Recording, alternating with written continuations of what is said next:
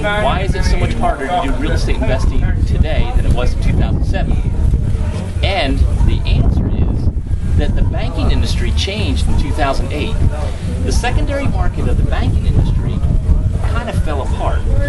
In other words, that's where the banks sell their loans off to. So when the bank would give a loan to a person walking into, hold on just a minute. You made me jealous drinking yours and I was having to talk. Okay, I got you.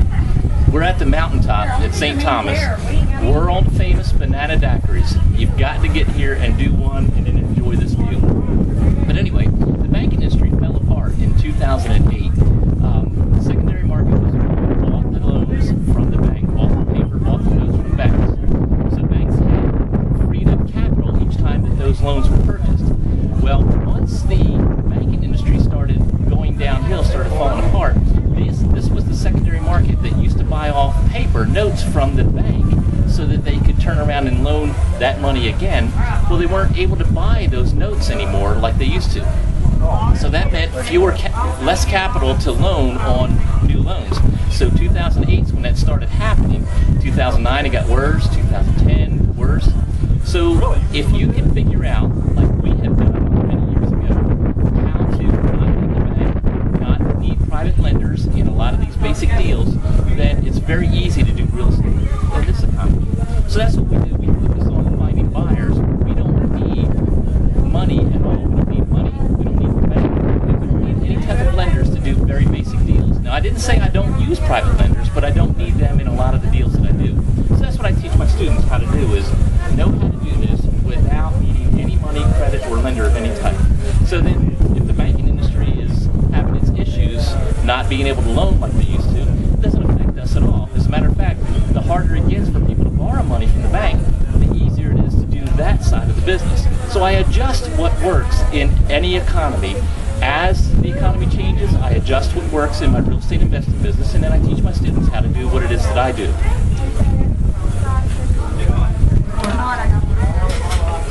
By the way,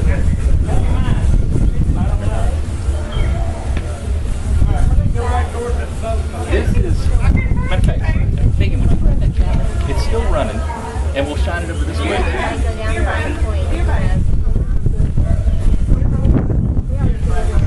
Bring it on over here. Don't worry about it. It's okay. Just pick it on up. And this island right here, this is Magens Bay straight down. You can come on up closer. So this is Magens Bay right straight down here. And this island right off the back of Magens Bay, this is called Hans Wallach. This is the island that I had considered purchasing not too many years ago, but it went from 9 million to 40 million. And then we found out that the locals were up in arms about any kind of development happening on that island. So it became where it wasn't cost effective for us to even mess with it. So we just decided to leave it alone. But our plan was to take it and grind it up like into a pie shape so that we could sell off waterfront property all the way around the island and then the facilities in the center. We're not going to do that now because it's too much of a battle to try to make that happen in this neck of the woods. Hey everyone, I'm Joe McNamee, and here we are at St. Thomas at our favorite restaurant, Napoli's. It's up on halfway up the mountain, and it overlooks the bay and it overlooks our resort where we stay. This is my wife Victoria, and she's going to read one of our questions. Okay, this is from Chris in New Jersey. I have a rehab property now rented with a fixed lease. The house has no mortgage but has partners who want out. How can I return the money and hold the property, put a tenant in with a lease option, and afford to pay back investors without taking a mortgage? Payback is approximately $300,000. 300,000 or 30,000? 300,000. Okay. All right, Chris. First thing is, there's not quite enough information there for me to be positive how to answer this, but I'll give it a shot at it here. So the first question in my mind is, you said that there's already a lease tenant in place. So I don't know what that means. If they're just renting it and it's a short rental, they're not a lease purchase tenant, I'm assuming. And then you said a lease option. I'm assuming you mean a lease purchase option on that property. So the first thing I do is, properties, you said is free and clear, so the first thing I look at doing is looking for a private investor. So you look for a private investor, maybe more than one, to cover all of it. Now, if they put their money together, now they're pooling, so now they have to create an LLC and all that. Or you can put one private investor in first position, a second private investor in the second position, and if you need a third position. So that would be free, let's just say $100,000 investors. I'm not sure how much of the share is that's yours. I don't know if you put any of this money into this yourself or not, but I'm making the assumption also that you need to pay off $300,000 to the investors, and then the rest of it is yours. I don't know what the value of the property is. So here's what I would say. Look for the private investors to come into play to pay off the individuals that are already in place.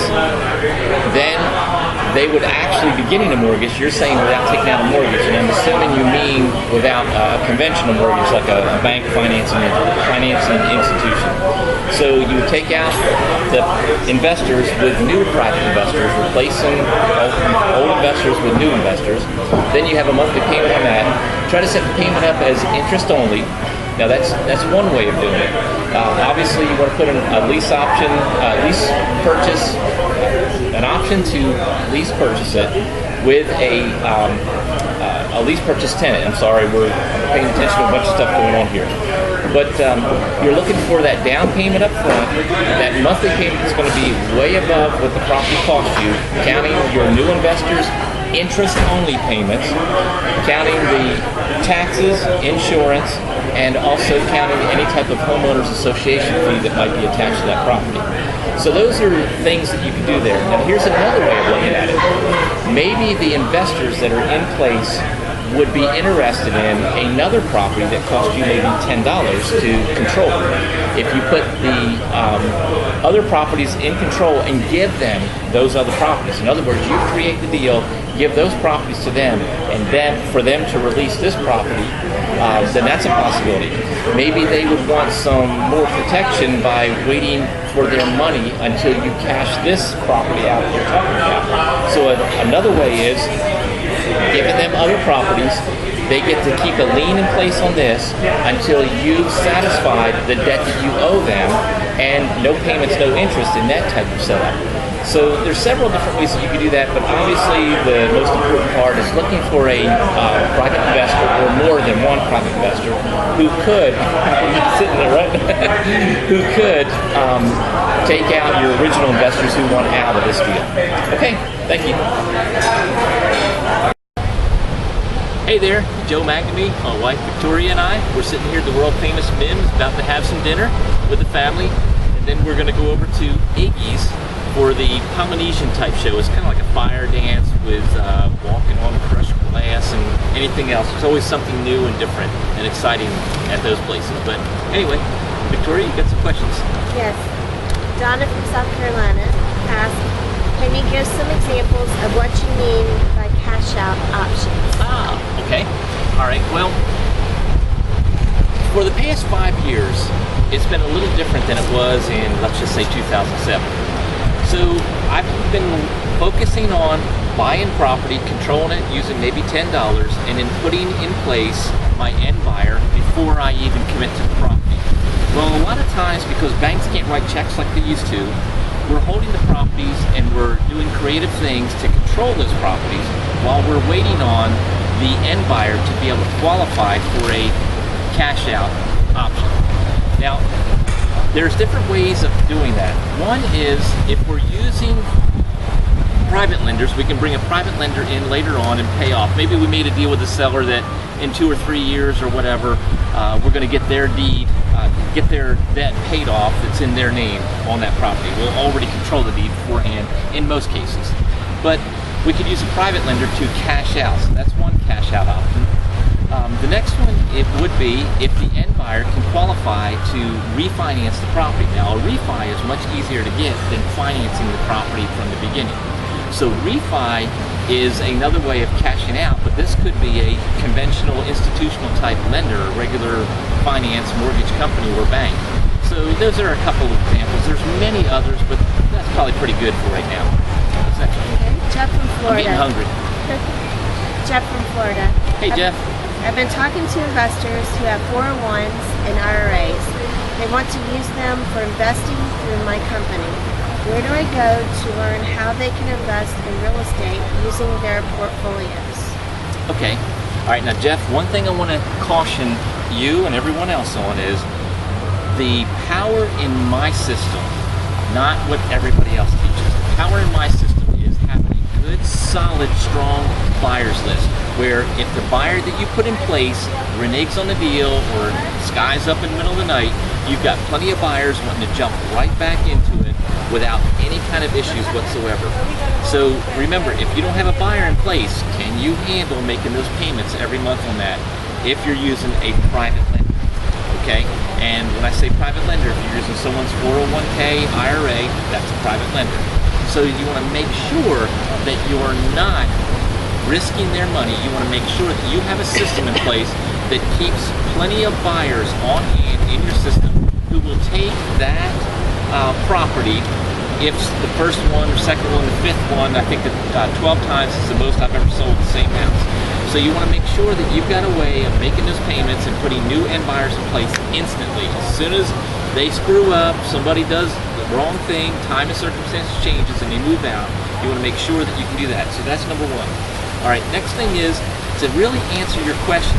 Where did the camera move? So, Victoria, would you just go up there and hold it? Just kneel down and hold it. The wind is really blowing strong off this beach right here, so we're just worried that the wind could blow it over. Okay, so the next thing is when you're dealing with a 401k or an IRA, all of them are just a little bit different. I mean, they all follow the same government guidelines being put in place. But hold that camera down, guys. Victoria, you can come back and make it hold that camera. So the wind is really blowing hard, so close to the camera. That's all I'm going to say. So the main thing is that you got to understand that a 401k or an IRA is controlled by the company that it's being handled by. They all have just a little different twist on what it is they want done. So the thing that I recommend you first do is have the individual owner of that IRA 401k get with whoever's managing it, whoever the custodian is of that, whoever's maintaining that for them, and they'll give a set of rules that they want. There's reasons why they can and cannot use it, and you'll be surprised, you'll be shocked. They will also be shocked when they find out that there's certain things they can and cannot do with it, and it's their money. But find out what the rules are with each individual who's wanting to provide the funds for whatever deal you're doing, and then follow those rules right there. Now, obviously, when you put them in place and they're going to pull their money out of a 401k or an IRA, there might be a tax consequence that they have to pay on. But typically what I do is I'll ask my private lender what kind of a rate of return they're getting on their investment capital, where the money's at, and if I can do a whole lot better for them in the deal I'm going to put them in, then I'll recommend that they remove it from there, and here's why. Of course, it's still their decision, not mine. But if they are getting a really decent, solid rate of return, you don't want them taken out, because by the time they pay the tax consequences on that, the tax penalties on that, they're going behind. But many times right now still, in most 401ks and all, you'll find out that they're only getting a few percentage points, a few, maybe 2 or 3% interest rate on it. So you can do a whole lot better than that for them. The other thing to keep in mind is, a little bonus tip here is, the investor, remember, they don't want their principal back. They want interest. So you can make your payments interest only for them, and they're happy. They're not getting their principal back, because once they get the principal back, then there's no more return on their money. But if you're paying interest only, you may have just significantly increased your cash flow on that deal until the end buyer can qualify to get it cashed out. So there's what I do with that. Okay? All right. Vance from California, Leo, and others are asking about stuff about buying land using dollars. Oh, but they're not asking. I've just been seeing a lot of people buying lots, building lots, buying land, and they may be buying it with cash. They may be putting a loan in place. But here's the thing about that I wanted to say. many times you can structure the deal where if the land has a lien, or the seller controls the land and it's free and clear land, you might be able to structure a deal where it's very low or no interest, or even no payment on the property while you're getting a construction loan, or the end buyer's getting a construction loan in place. So now think about the end buyer who's going and qualifying for a construction loan. If you can get the deal set up where the land is subordinating first position, the land, whoever the land lien holder is, if they subordinate their position to second position, so that the bank or the finance company that's providing the loan for the construction loan gets to go in first position. Now, typically, whoever has the lien on the land, they're in first position. But if they subordinate their position to second position, then the lender that's providing the construction loan for the vertical to be built, whether it's a commercial building or if it's a residence, whatever the case may be, if you can get the individual that's loaning, or the lender who's loaning the money for the construction of the stuff on that property, to be able to go into first position, they may be more likely to do the deal. If they've got to give you all the money to pay off the land and provide the construction loan, it's a little bit more risky for them. But if they get to go in first position, you're still in great position, because you're going to hold the whole thing with a third and do it on a wrap. But anyway, I just wanted to point that out. I see a lot of people trying to do land deals, and they're writing checks or they're borrowing money, and in this economy, you don't need to do that. It's very easy to take over that property, structure a deal, and have just payments or no payments while some sort of infrastructure is built there, some sort of vertical is built there, and then let that end buyer qualify to cash out the whole thing by refinancing it instead of trying to finance it. Okay, that's pretty much it. We got to go.